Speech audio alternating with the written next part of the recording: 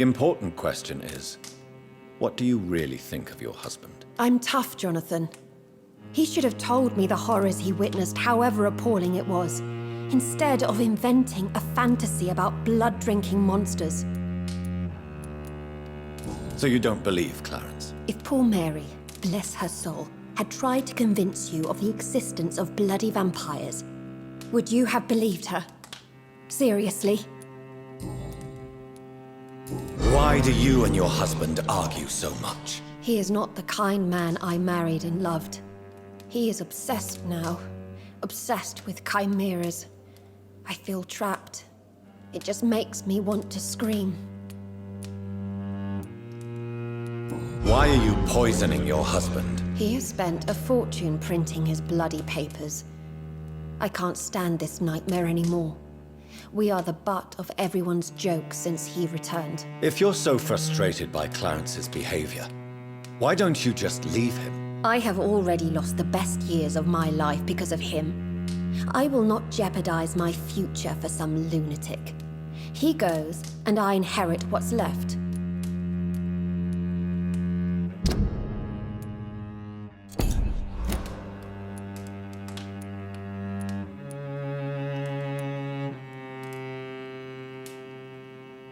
I cannot let you kill your husband, Venus. This madness is more insane than his obsession. What are you going to do? Report me to the police? I did my research too, Dr. Reed. The substance I use is undetectable. Don't press your luck. And did you see Clarence's state of mind? What would become of him if left alone? What do you think about Clarence squandering his fortune on his obsession? Soon we'll be poor, and forced to sell the house. Where will we go? In which filthy, infected part of town will we end up? I'm so afraid.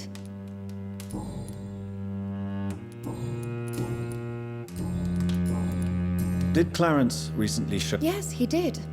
And he also told me you spent a few nights gathering research for him. Seriously, Jonathan. Why feed his obsession like that? He's my friend. I thought it might help him rest, instead of going outside at night. Tell me, what are your thoughts about vampires? Gibberish and poppycock. Dracula was a good book, but these documents were just mumbo-jumbo. I burnt them all as soon as Clarence went outside again. I'm investigating the source of the epidemic in this district. Have you noticed anything unusual? The McPhersons. I heard they locked themselves in their own house. They could just be afraid of getting sick. Perhaps you're right. But if I were you, I'd pay them a visit. A big house, reachable through a courtyard, to the north of the railway bridge. Goodbye.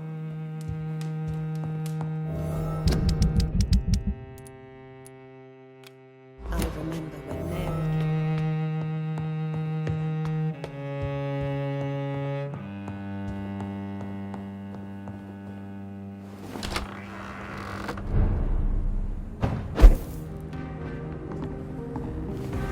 No invitation is needed to enter this building.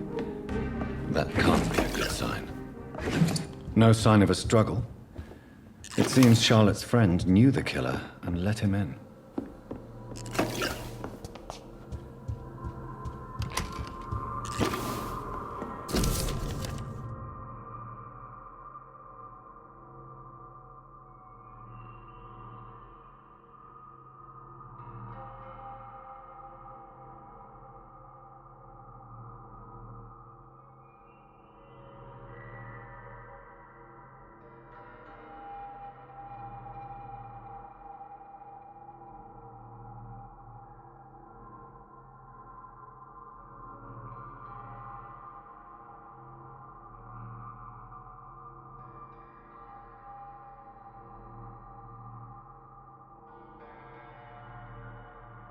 Emily wanted to become a vampire. Something must have gone wrong. Someone is responsible for this mess. But who? Blood. I should follow the trail.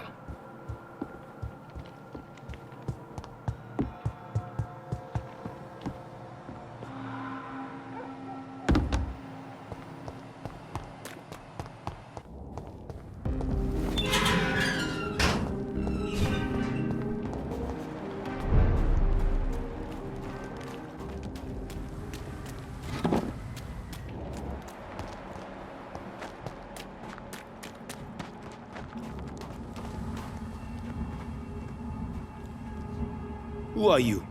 What are you doing here? I could ask you the same question. I'm the Marquis de Bois-Colombes, and I strongly invite you to find your own game, sir. I intend to do so very soon, thank you. But for the moment, I'd like to shed light on the death of a young woman killed by a vampire. A young woman killed by a vampire? Oh, you're joking, right? Oh, I do love the British sense of humor. What are you doing here? I recently decided to visit London. I've always dreamed of visiting a city on the verge of collapse. Such a delicate, yet intense spectacle. You take pleasure from others' misery. I have been a totally depraved and immoral creature since the day I was reborn, sir. And probably before.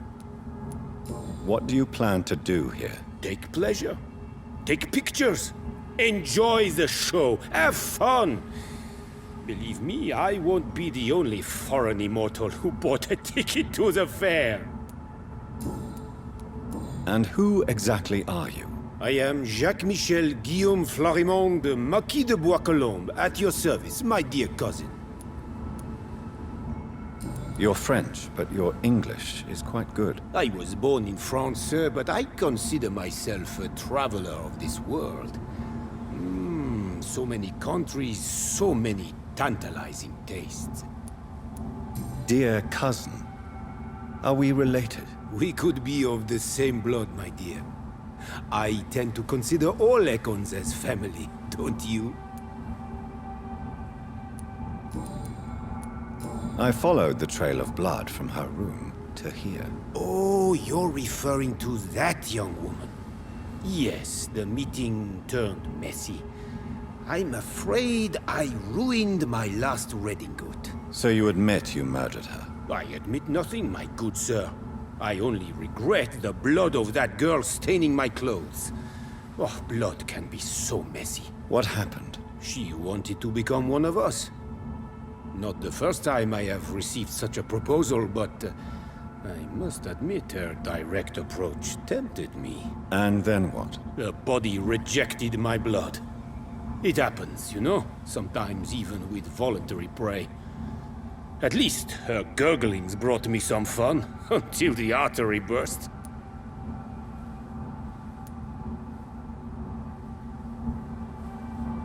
Your cruelty deserves punishment, sir. And what else is new?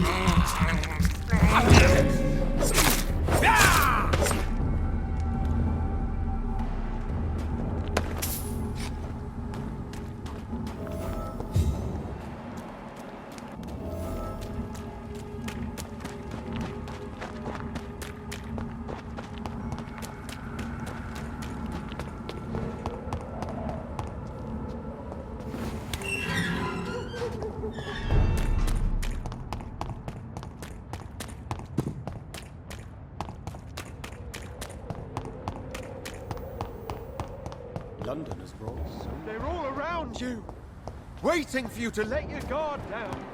Women's right to vote is only... Good evening. And good evening. I have found out. I can handle the truth. There's no need to hide the bloody details. Your friend was planning to become a vampire. She thought she'd met an honest one and made a deal with him. Unfortunately, Emily did not survive the process. My mother told me many times about the risks of being turned. I often suspected she exaggerated the danger to avoid me being tempted. No, the risk is real. Have you any idea what a body has to endure? To become an organism entirely consumed by its need to process and recombine blood? I should never have talked to Emily about vampires. I never thought she'd actually try it without me. Thank you, sir. Here, take this for your discretion.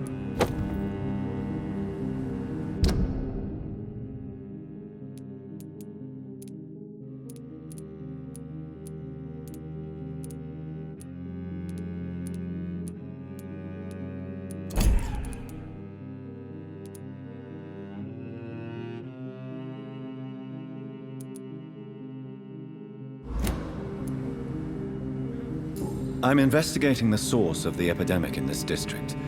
Have you noticed anything unusual recently? A few days ago, I spotted a strange house while campaigning for women's suffrage. Awful smell. No answer when I knocked. Where is it? It's the Mullaneys, a nice family who live in a big house near the park in the eastern part of this neighborhood. Goodbye, Sharp. She's been quite busy these last few nights. I suspect you may see her before me.